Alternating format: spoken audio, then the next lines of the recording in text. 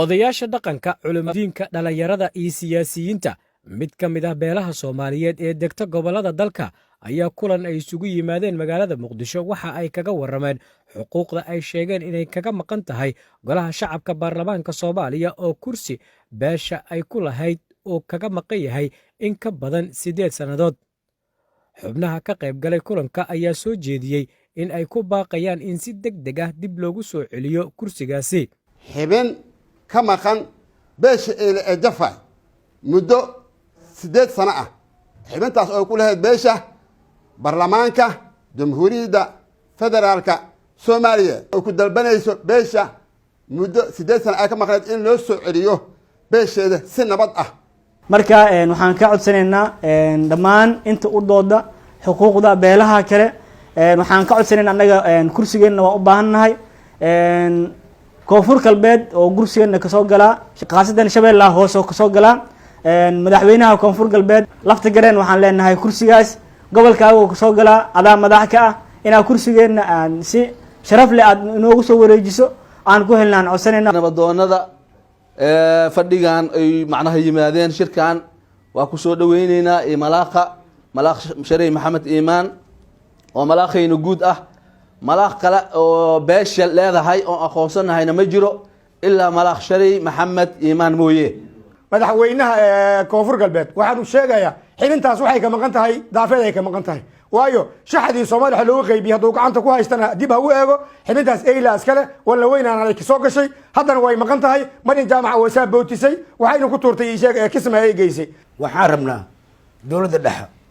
uu yahay Maxamed Cabdullaahi Farmaajo ilaa aqalka sare ilaa koonfur galbeed maxaa saay lafta gareen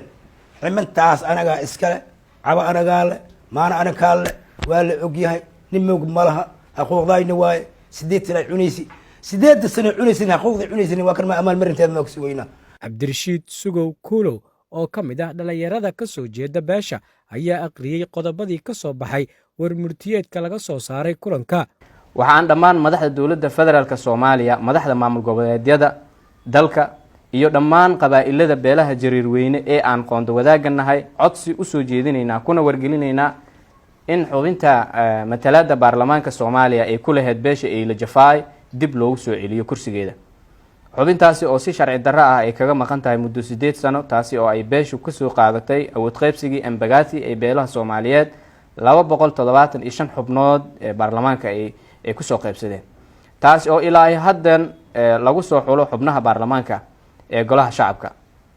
beel walbana ee kursigeeda ku leedahay baarlamaanka markii laga reebo beesha Eeyla Jafay oo kursigeedii loo dhacay beesha Mushunguli.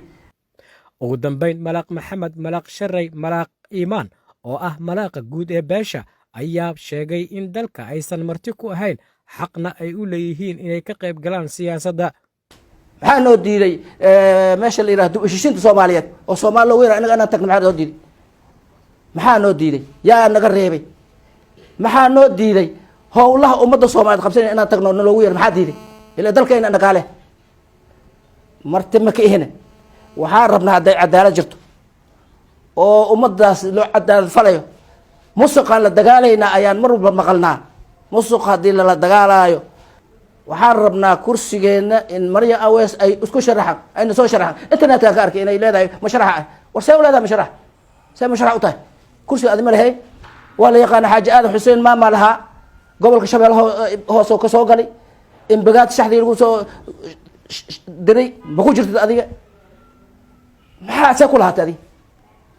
haqdara ku lahaatay Soomaal haqdaradii wala gadawiin. Cabdi Casiis Ibrahim Axmed Oke TV Universal magaalada Muqdisho.